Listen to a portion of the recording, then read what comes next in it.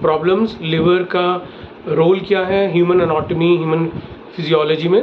तो लिवर को समझने के लिए सबसे पहले हमको इंसुलिन रेजिस्टेंस, जो हमने लास्ट टाइम इतना डिटेल में डिस्कस किया था, तो लिवर को अगर आपको समझना है तो इंसुलिन रेजिस्टेंस अगर आपकी समझ में आ गया होगा पहले तो वो आपको दिक्कत नहीं आएगी, क्योंकि लिवर का रिलेशनशिप इंसुलिन रेजिस्टेंस से होता है। तो इंसुलिन रेजिस्टेंस जैसा मैंने बताया, it could be due to many factors, जिसमें आपका लाइफस्टाइल, आपका जो है जेनेटिक कोई प्रॉब्लम है, आपकी कोई और मेडिकल प्रॉब्लम है, ठीक है, उससे इंसुलिन रेजिस्टेंस हो सकता है, ठीक है। वो चाहे ट्राइग्लिसराइड का आर्टरीज में बढ़ना या फिर एलडीएल का बढ़ना, ठीक है। तो एवरीथिंग इज़ कनेक्टेड।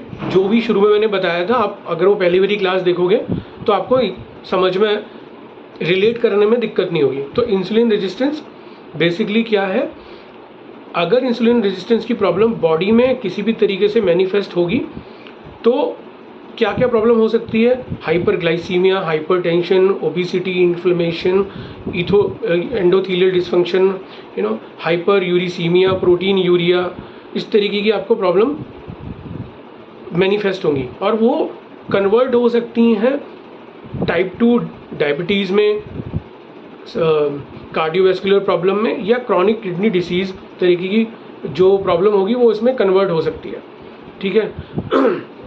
तो बेसिकली क्या है, अगर हमको लिवर रिलेटेड प्रॉब्लम समझनी है तो इंसुलिन रेजिस्टेंस का कॉन्सेप्ट आपको बार बार सुनना पड़ेगा। वो कि जो मैंने बताया था वो आपको समझ में, जितनी बार उसको समझोगे उतनी बार आपको ये जो प्रॉब्लम है वो डिकोड करने में आपको आसानी होगी, ठीक है। तो देखो, लिवर का अगर आपने काम समझना है तो try to understand the few previous chapters, मतलब have the reputation as much as possible, okay. तो बेसिकली क्या है कि जो लीवर है एक एंडोक्राइन ऑर्गन है जो कि हार्मोन सिक्रीट करता है, जिसका काम क्या है लीवर का, रेगुलेट करना जो भी सेक्सुअल हार्मोन होते हैं, थायराइड हार्मोन होते हैं और अदर एड्रेनल हार्मोन होते हैं, उनको सिक्रीट करना। और यही मेन हार्मोन जो होते हैं वो लीवर में प्रोड्यूस होते हैं, जो कि रिक्वायर्ड होते हैं फीमेल एनाटॉमी में। ओवरी से इसका रिलेशन है और मेंस में टेस्टिकल से, ठीक है। और लिवर का काम का जो काम होता है वो है इम्यूनिटी को मेंटेन करना। जो ब्लड क्लॉटिंग का जो फैक्टर है, जब ब्लीडिंग होती है तो जब ब्लड क्लॉट बनता है जिससे ब्लीडिंग बंद होती है, वो काम भी लीवर करता है। लिवर का काम मेटाबलाइज करना, फूड को डिटॉक्सिफिकेशन करना, ठीक है, और प्रोटीन का प्रोडक्शन करना। और लीवर जो है ना एक ऐसा ऑर्गन है जो अपने आप ही रीजनरेट होता है। तो इसका मैं भी मतलब बताऊंगा, व्हेन वी से रीजनरेट होता है तो इसका क्या मतलब है, ठीक है। देखो, लीवर में अगर थोड़ी बहुत प्रॉब्लम होती है ना तो लीवर अपने आप से उसको हैंडल कर लेता है, मतलब अपने आप को हील कर लेता है। इसी को रीजनरेट बोलते हैं। तो अगर कोई हमसे पूछे कि जब लीवर अपने आप को ही रीजनरेट और हील कर लेता है तो इतनी फिर टेंशन क्यों लेनी, इतनी प्रॉब्लम क्यों, इतना केओस क्यों?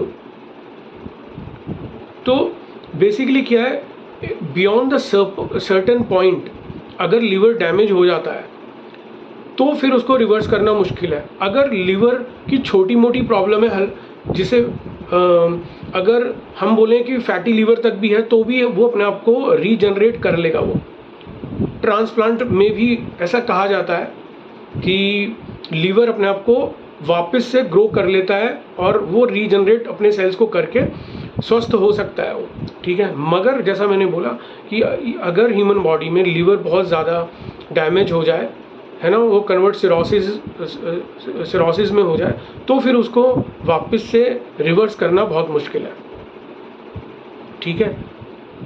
अब लिवर की अगर कोई प्रॉब्लम होगी तो हो सकता है हेपेटाइटिस हो। तो हेपेटाइटिस क्या है, लिवर में एक इन्फ्लेमेशन मार्कर है,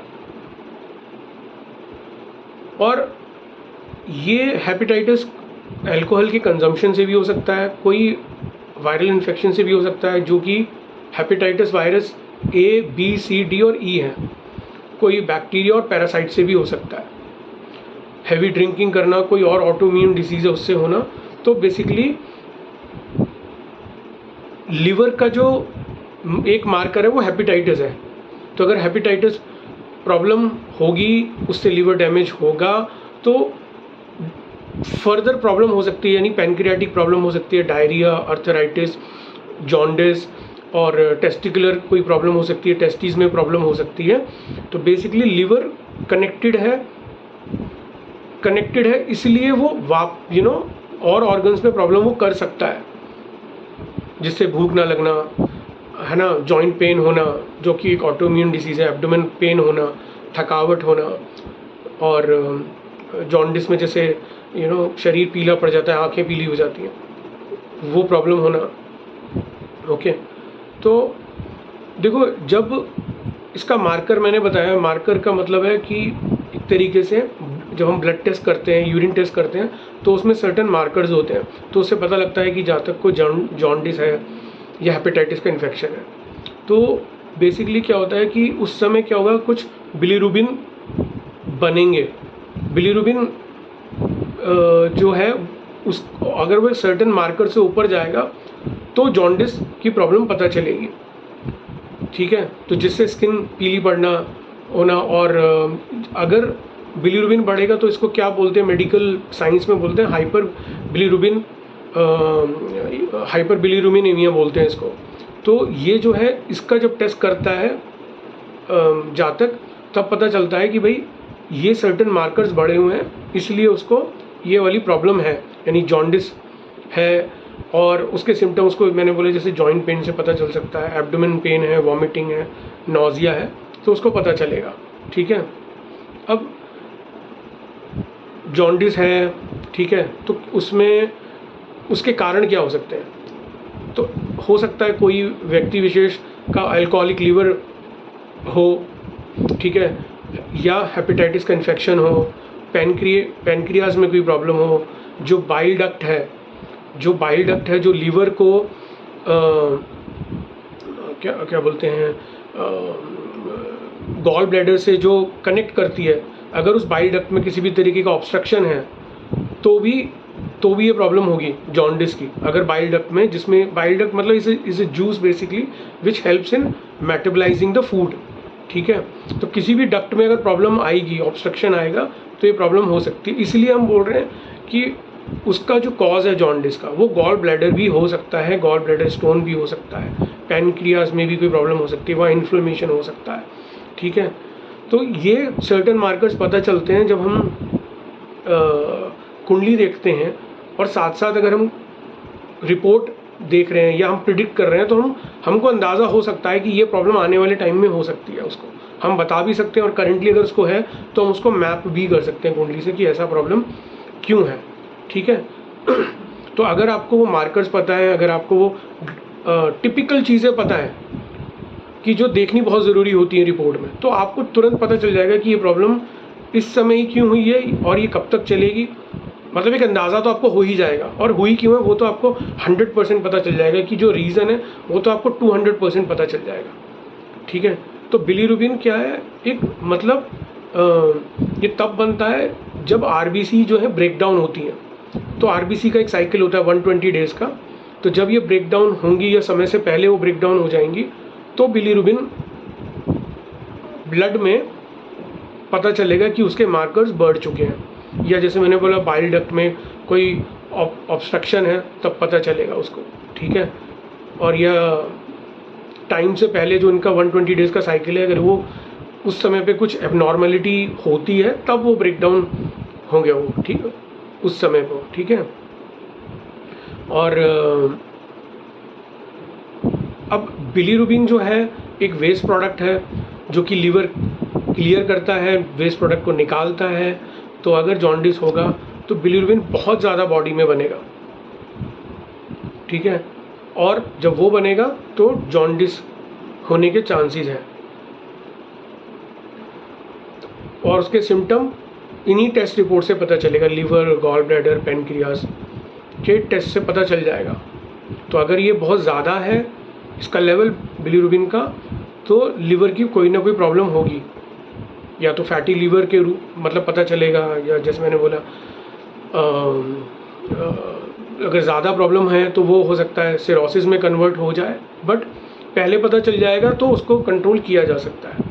और अगर बिलीरुबिन बढ़ेगा तो मल्टीपल प्रॉब्लम हो सकती है, मतलब वो किडनी भी डैमेज कर सकता है ना, और यूरीमिया प्रॉब्लम दे सकता है। ये मैं भी बताऊंगा आपको व्हाट इज़ यूरीमिया, है ना, ये सब मैं बताऊंगा आपको। और एंडोथीलियल डिसफंक्शन हो सकता है। एंडोथीलियल डिसफंक्शन मैं आपको तब बताया था जब हमने हार्ट वाला चैप्टर किया था, तब मैंने आपको क्लॉटिंग वाला बताया था कि ब्लड में जो क्लॉटिंग होती है तो उसको एंडोथीलियल डिसफंक्शन बोलते हैं, है ना। और तो बिलीरुबिन से हाइपरटेंशन होगा, ब्लड प्रेशर का प्रॉब्लम होगा, कार्डियोवैस्कुलर की प्रॉब्लम होगी। कार्डियोवैस्कुलर को ही हम CVD बोलते हैं, ठीक है। तो बिलीरुबिन जैसा मैंने बोला वेस्ट प्रोडक्ट है, लीवर इसको क्लियर करता है, जिसका कारण इंसुलिन रेजिस्टेंस भी हो सकता है। तो इंसुलिन रेजिस्टेंस फैटी लीवर बनाएगा और जिससे जॉन्डिस या मतलब जॉन्डिस जैसी कोई ना कोई सिम्टम्स पता चलेंगे टेस्ट में। तो ये एक नेचुरल सब्सटेंस है और ये तब बनता है जब ओल्ड रेड ब्लड सेल्स हैं वो ब्रेक डाउन होते हैं बॉडी में। It is a helpful product which has to be remove from the body. तो हमारी बॉडी ऑटोमेटिकली एक काम करती है इसको निकालने का, ठीक है, थ्रू आवर डाइजेस्टिव सिस्टम्स। और जब ये ज़्यादा बन जाता है, ठीक है, तब ये स्किन की डिस्कलरेशन में या आईज़ का डिस्कलरेशन होगा तो पता चलेगा कि हाँ ये प्रॉब्लम जातक को हुई है, ठीक है। तो एक ये ऑप्टिमल लेवल पे होना चाहिए। अगर ये ऑप्टिमल लेवल पे नहीं होगा तो इससे क्या होगा, हाइपर यूरिसीमिया। हाइपर यूरिसीमिया क्या है, मतलब यूरिक एसिड का बढ़ना हाइपर यूरिसीमिया कहलाता है। या फिर क्या प्रॉब्लम हो सकती है, हाइपर लिपिडीमिया। हाइपर लिपिडीमिया का मतलब है जब लिपिड ज़्यादा बढ़ जाए ब्लड में तो इसको बोल रहे हैं हम हाइपर लिपिडीमिया, जो कि एक फैट की बात कर रहे हैं, basically high level of fat की बात कर रहे हैं, कोलेस्ट्रॉल की बात कर रहे हैं, तो हम इसको हाइपर लिपिडीमिया बोल रहे हैं, ठीक है। यूरीमिया क्या होता है, यूरीमिया की प्रॉब्लम हो सकती है बिलीरुबिन से। तो यूरीमिया क्या है, यूरिन का ब्लड में आना। It is a concern situation. अगर ये है तो it is a really concern situation, अगर यूरीमिया की प्रॉब्लम है तो, ठीक है। और अगर हाइपर इंसुलिनीमिया है तो इसका मतलब क्या है कि इंसुलिन जो है ब्लड में बहुत ज़्यादा बन रहा है। तो इंसुलिन का बहुत ज़्यादा बनना या इंसुलिन का बॉडी में सही तरीके से यूज़ नहीं होने को ही हम इंसुलिन रेजिस्टेंस बोलते हैं, जो कि मैंने इससे पहली वाली क्लास में आपको बताया था। और अगर हाइपर इंसुलिनीमिया की प्रॉब्लम होगी तो टाइप 2 डिसीज़ हो सकता है, ओबेसिटी की प्रॉब्लम हो सकती है, ठीक है, पैनक्रियाज फेल हो सकता है।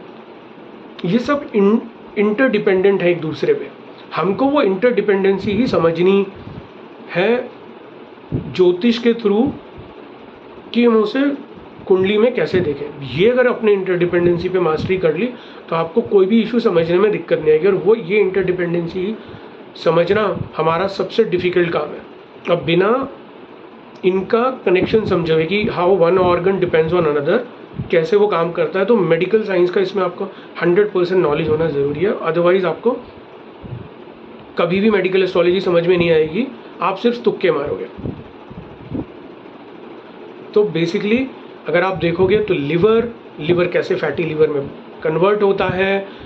फैटी लिवर बनने के लिए जो जो मार्कर्स हैं, जैसे कि मैंने बोला कि इंसुलिन रेजिस्टेंस का बनना, और जो हम फैटी लिवर की बात कर रहे हैं तो यानी कि विसरल फैट डिपॉजिट होना लिवर पे। लिवर अगर ख़राब होगा तो बिलीरुबिन बनेगा तो ये सारी प्रॉब्लम आएंगी। या इंसुलिन रेजिस्टेंस होगा तो ये वाली प्रॉब्लम आएंगी, यानी cardiovascular disease, chronic kidney disease, kidney failure, endothelial dysfunction जिससे ब्रेन स्ट्रोक, हार्ट स्ट्रोक, ठीक है, नर्वस या एसएनएस एक्टिविटी होगी। एसएनएस मतलब सिंपैथेटिक नर्वस सिस्टम की प्रॉब्लम हो सकती है। जब नर्वस सिस्टम, मैंने आपको एक बार न्यूरोपैथी पढ़ाई थी, तो न्यूरोपैथी वाली रिलेटेड प्रॉब्लम हो सकती है जो हमने सेकंड क्लास में करी थी अपनी, ठीक है। तो बेसिकली क्या होगा, जैसे मैंने एंडोथेलियल डिसफंक्शन बोला तो उसमें एक इससे कनेक्टेड होती है एक चीज़ जिसको बोलते हैं थ्रोम्बोसिस या थ्रोम्बोफीलिया। तो ये क्या है, ये कोगुलेशन बताता है ब्लड में कितना है। तो अगर एबनॉर्मल ब्लड कोगुलेशन होगा तो क्या होगा, ब्लड क्लॉट बनेंगे, ब्लड क्लॉट बनेंगे तो उससे ब्रेन स्ट्रोक होगा। और एक और प्रॉब्लम, ब्लड क्लॉट क्या बनेगा तो उसका कारण क्या हो सकता है, उसका कारण हो सकता है डिस्लिपिमीडिया हो सकता है।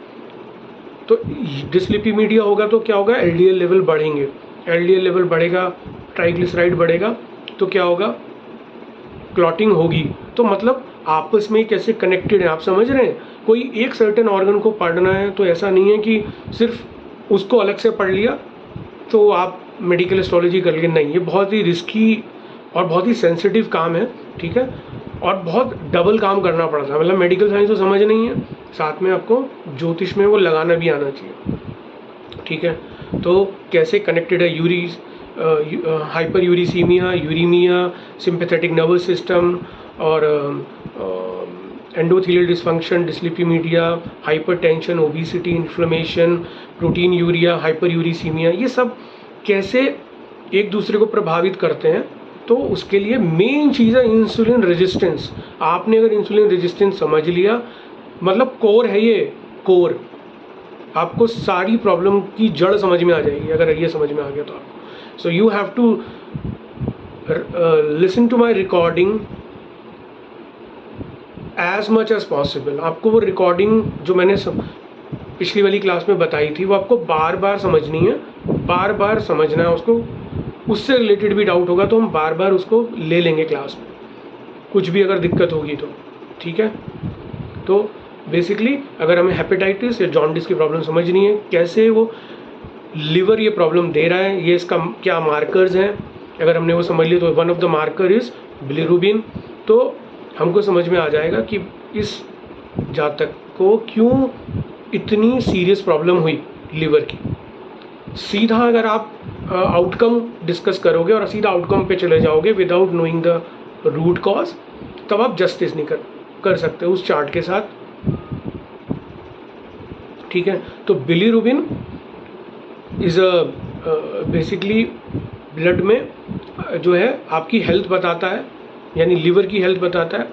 तो ये जॉन्डिस को पता करने का एक तरीका है, और ये इससे पता चलता है कि भाई कोई ब्लॉकेज या बाइल डक्ट में किसी तरीके का ब्लॉकेज तो नहीं है लिवर और गॉल ब्लैडर में के बीच में, है ना। लिवर डिसीज़ आपको इससे पता चलती है बिलिरुबिन से।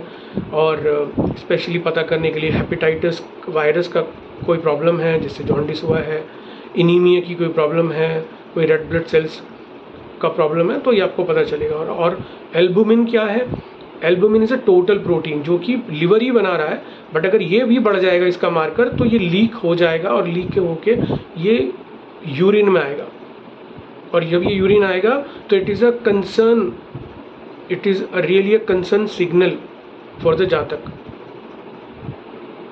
तो लिवर फंक्शन टेस्ट में और एक टेस्ट होते हैं जिससे एल्बुमिन पता चलता है, तो हमको ये पता लग सकता है कि आपस में इनकी इंटरडिपेंडेंसी कैसी है। यानी कि जिसको अगर जॉन्डिस हुआ है, यानी जिसका बिलिरुबिन बढ़ा हुआ है, जिसका हेपेटाइटिस की प्रॉब्लम है, it can lead to kidney related problem also, because इनका आपस में कनेक्शन है।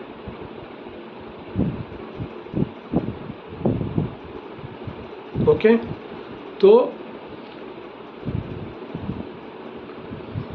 इसमें एक टर्म होती है हाइपर एल्बुमिनीमिया, जो मतलब है जिसका एलिवेशन एल्बुमिन का ब्लड में होना ड्यू टू इंसुलिन रेजिस्टेंस, और इसका ऑपोजिट है हाइपो एल्बुमिनीमिया। इसका मतलब होता है जब बॉडी उतना एल्बुमिन प्रोड्यूस नहीं कर पाती। मगर ये कंसर्न इतनी सिचुएशन नहीं है जितनी कि हाइपर एल्बुमिनीमिया वाली है, और अगर वो प्रॉब्लम होगी तो डिहाइड्रेशन होगा शरीर में, मेटाबॉलिक सिंड्रोम, कोई ना कोई प्रॉब्लम होगी मेटाबॉलिक सिंड्रोम में। ये सब आता है आपका हाइपरटेंशन, ओबेसिटी, टाइप 2 डायबिटीज़, ये सब आपका मेटाबॉलिक सिंड्रोम में आता है, ये जो जितनी भी चीज़ें हैं, ठीक है। तो आपस में इन सब का कनेक्शन है कि ओबेसिटी हो रही है, टाइप 2 डायबिटीज़ है ना, तो इन सब का आपस में कनेक्शन है। ये अपने आप से ऐसे ही नहीं हो जाएगा, कोई ना कोई तो ट्रिगर पॉइंट होगा, कोई ना कोई ट्रिगरिंग चीज़ होगी बॉडी में जो कि बढ़ रही है, और जिस वजह से मार्कर्स देख के आप पता लगा सकते हो कि वो प्रॉब्लम कहाँ पे अटैक करेगी और किस वजह से। ठीक है, तो यू अंडरस्टैंड कि लिवर की प्रॉब्लम समझने के लिए आपको बिलीरुबिन समझना, इंसुलिन रेजिस्टेंस समझना, ये कैसे इंसुलिन रेजिस्टेंस फैटी लीवर बना सकता है, fatty liver can convert to liver cirrhosis and then it can be so aggravative कि वो फिर ट्रांसप्लांट भी सिचुएशन आ सकती है। तो लिवर में दो तरीके की सिचुएशन होती है, एक होता है नॉन एल्कोहलिक फैटी लीवर, एक होता है एल्कोहलिक फैटी लीवर। तो एल्कोहलिक फैटी लीवर तो सिंपल है, अगर एल्कोहल ज़्यादा कंज्यूम करोगे तो लिवर डैमेज होगा ही होगा। बट अगर non alcoholic fatty liver disease है जिसको बोलते हैं मेटाबॉलिक प्रॉब्लम या मेटाबॉलिक सिंड्रोम, तो मेटाबॉलिक सिंड्रोम किस वजह, मतलब वो क्या हो सकता है, क्यों फैटी लीवर हो सकता है, वो मेटाबॉलिक सिंड्रोम के मार्कर्स क्या है, मतलब वो किस वजह से दिखाई देगा, वो ओबेसिटी हो सकती है, वो हाई ब्लड प्रेशर हो सकता है, हाई ब्लड ट्राइग्लिसराइड हो सकता है, low level of HDL cholesterol हो सकता है, और इंसुलिन रेजिस्टेंस हो सकता है। तो अगर आपसे कोई पूछे व्हाट इज मेटाबॉलिक सिंड्रोम, तो metabolic syndrome is obesity, hypertension और एलडीएल का बढ़ना, इंसुलिन रेजिस्टेंस होना, ये मेटाबॉलिक सिंड्रोम है। तो ये सब पार्ट है non alcoholic fatty liver disease के। अब अगर किसी के मार्कर्स चेक करने हैं, रिपोर्ट देख रहे हो आप, ठीक है, तो आप उसमें दो और इम्पॉर्टेंट चीज़ होती है, एसजीपीटी और एसजीओटी, जो कि एंजाइम्स हैं। तो बिलीरुबिन के अलावा SGPT, SGOT are the two important enzymes which you need to check. So when liver cells are damage और इन्फ्लेम, ये एंजाइम्स क्या होंगे, ये लीक होंगे ब्लड स्ट्रीम में, और देन ये फिर एसजीओटी और एसजीपीटी बेसिकली ब्लड टेस्ट में फिर ये एलिवेटेड या हाई मार्कर्स के रूप में मैनिफेस्ट होंगे। ओके, तो जब ये एंजाइम्स बढ़ेंगे as a markers of liver function, तो इसके लिवर की डिजीज़ पता करने में आपको हेल्प मिलेगी, जैसे हेपेटाइटिस, सिरोसिस और जॉन्डिस। और अगर बहुत ज़्यादा प्रॉब्लम होगी तो लिवर कैंसर भी आपको इन्हीं मार्कर्स से की मदद से पता चलेगा। तो एसजीओटी किडनी में भी होता है, मसल्स में भी होता है, हार्ट में भी होता है, ब्रेन में भी होता है। तो एसजीओटी का ज़्यादा बढ़ना मतलब कंसर्न हो सकता है, जबकि एसजीपीटी वो होता है कि इन सब से रिलीज़ नहीं होता, वो सिर्फ लिवर में ही पाया जाता है वो एसजीपीटी। तो ये एंजाइम्स हैं, और ये बेसिकली ये भी मार्कर्स हैं, ये भी हेल्प करते हैं डायग्नोस करने में कि लिवर का क्या प्रॉब्लम है।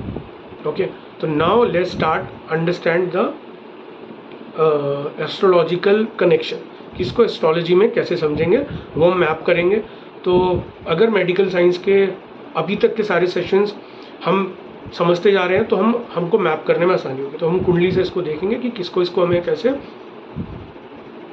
मैप करना है।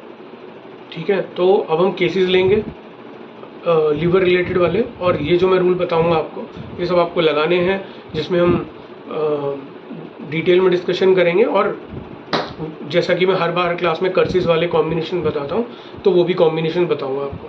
ठीक है, तो